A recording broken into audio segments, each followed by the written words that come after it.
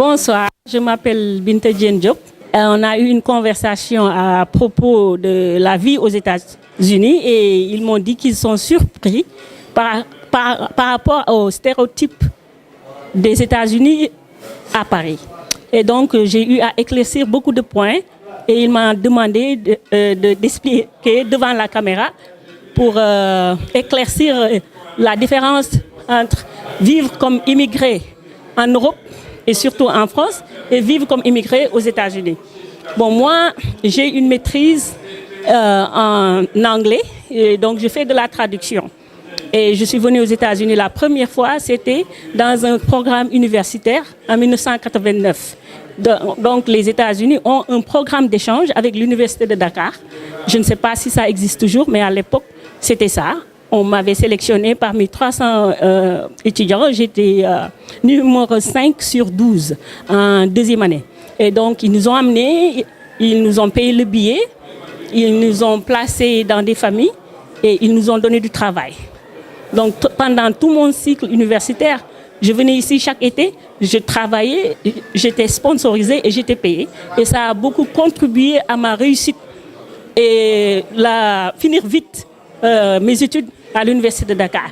Et donc, j'étais vraiment fascinée par la façon dont l'Américain prend la personne de la rue et la fait une meilleure personne et donne la possibilité d'aller à l'école.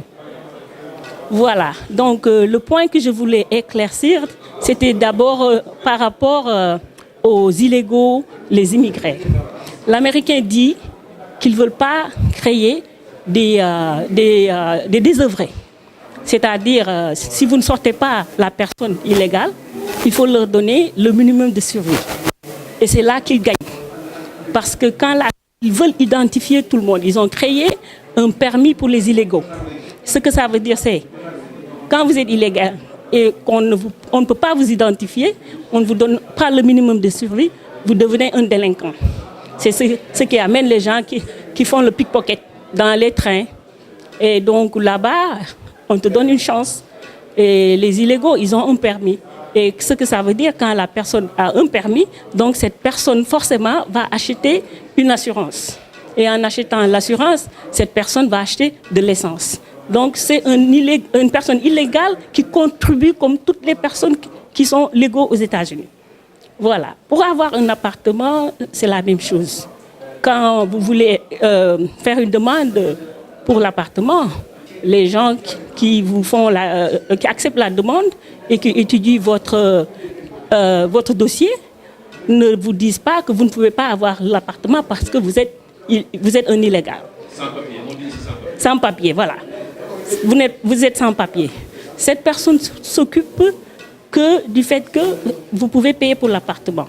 Sur le visa de la personne qui est sans papier, il y a un numéro. Donc c'est ce numéro qu'ils vont utiliser comme les autres qui ont un numéro de sécurité sociale. C'est juste pour pouvoir identifier la personne, localiser la personne. C'est très important. Quand la personne n'a pas d'adresse, quand la personne n'a pas une pièce d'identité, et quand quelque chose de mal se passe, vous ne pouvez pas savoir où se trouve cette personne. Voilà. Et donc, les sans-papiers, s'ils ont la possibilité de trouver un travail, ou bien s'ils ont la possibilité d'ouvrir un business, quand ils vont vers l'ARS, c'est la compagnie qui s'occupe des taxes des contribuables, si l'ARS leur demande, vous avez un numéro de sécurité sociale, ils disent non, ils créent un numéro pour cette personne. L'ARS ne s'occupe pas de l'immigration, ils s'en foutent. Ce qu'ils cherchent, c'est de faire payer des impôts à tout le monde. Donc cette personne est enregistrée au niveau de l'ARS. Et donc cette personne aussi peut aller au bureau qui confectionne les certificats pour pouvoir avoir un business. Il ouvre son business, il paye les $20, il paye ses impôts, on le laisse tranquille. Bon, si cette personne a un problème avec la loi et c'est très sévère, cette personne va être punie. Et si c'est très sévère au point où ça s'est répété 2 ou 3 fois, donc maintenant on remet cette personne à l'immigration. Et c'est eux qui vont étudier son cas pour voir comment ils peuvent l'aider à rester ou bien s'ils doivent le sortir. Et c'est comme ça que ça se passe. Sur le plan santé, il y a quelqu'un qui m'a posé la question, il me dit que mais aux États-Unis, si vous êtes malade, vous allez mourir. J'ai dit, mais si vous choisissez de mourir, vous allez mourir si vous restez à la maison. Mais il n'y a pas un seul hôpital, privé ou public, qui va dire que je ne vais pas vous traiter. Quand vous arrivez à la salle d'urgence, ils se foutent pas mal de ce que les autres pensent ou quelle couleur de la peau vous avez. Ils vont vous prendre, ils vont vous stabiliser et dès que vous êtes prêt à parler, ils vont envoyer quelqu'un qui va vous poser une question pour savoir si vous avez une assurance ou non. Et si vous dites que vous n'avez pas une assurance, ils vont vous envoyer la facture de l'hôpital qui est chère. Il faut le dire, c'est cher. Mais en même temps, ils vous donnent le numéro du bureau de Medicaid qui peut vous aider. C'est-à-dire, on ne vous aide pas seulement parce que vous dites que vous avez besoin de l'aide. Il faut prouver sur papier que vous avez besoin de l'aide. Vous ne pouvez pas payer pour la facture parce que vous ne gagnez pas assez. Selon votre salaire de semaine ou de 2 semaines, ils vont vérifier le pourcentage dont vous avez besoin pour pouvoir payer cette facture. S'ils doivent payer la facture tout en entier, ils le feront. S'ils doivent payer pour 50%, parce que vous gagnez assez pour payer 50%, les autres 50%, c'est comme ça qu'ils opèrent. Mais ils ne veulent pas donner cette assurance à tout le monde, parce qu'il y a des gens qui doivent acheter. Bon, c'est toujours cher, ça je le dis, hein, c'est cher. Les traitements médicaux, c'est très cher aux États-Unis, au point où c'est ridicule. Mais il ne faut pas penser que les gens ne peuvent pas se soigner quand ils sont malades. Parce qu'il y a des illégaux que je connais très bien qui ont eu à subir des opérations ou faire de la dialyse. Et il y a un programme qui est désigné pour ces gens-là. Donc il suffit d'aller dans ce bureau, que vous fassiez l'interview et que vous présentiez les papiers nécessaires et qu'ils voient que le fait que vous soyez illégal, sans papier ne compte pas à ce moment. Voilà. Et maintenant, parlez-nous du permis de conduire en un. Et de deux, aussi nous parler des facilités, en tout cas que les gens ont pour acheter une maison, etc., que vous soyez sans papier ou américain normal. Voilà. Bon, pour ce que l'Américain dit, c'est que voilà, il faut vous pouviez avoir un permis de conduire étant sans papier. Mais après le 11 septembre, ils ont changé. Mais ils n'ont pas seulement dit que les sans-papiers ne peuvent plus conduire, parce qu'ils vont conduire. Ils ne veulent pas créer des délinquants, ils ne veulent pas créer des problèmes. Il faut créer un permis pour les illégaux. Et ça permet en même temps de les identifier et de les localiser dans la base de données qu'ils ont. Et maintenant, parce que les gens deviennent, ils fonctionnent pas comme ils se doivent. Il faut qu'ils aillent au travail. Si vous ne les sortez pas, il faut leur donner le minimum de survie. Sinon, vous créez des délinquants et des voleurs. Voilà, c'est comme ça que ça se passe pour ce qui est des permis. Et le permis coûte $200 pour 3 ans. Ça, c'est le permis des illégaux. Mais le permis des gens qui sont légaux, comme moi, c'est le permis de conduire. Permis de conduire. Les sans-papiers, le permis coûte $200, renouvelable tous les 3 ans. Mais si vous êtes une personne légale, vous avez droit au permis que le gouvernement donne, ça coûte $24. $24. Ils ne s'en foutent pas mal si vous êtes parti à haute école ou bien quelqu'un vous a appris à la maison le code de la route. Quand vous venez passer, ils ne s'en foutent pas mal de qui vous a appris. On fait une école où on dépense $24 pour avoir son permis. Son permis, c'est €24. Voilà. Parce que là, ça encourage les gens à acheter des voitures, à acheter de l'essence, à payer l'assurance. Donc, tout le monde est élevé à un niveau qui est bien. Voilà. Là où j'habite au Texas, il n'y a pas de transport public.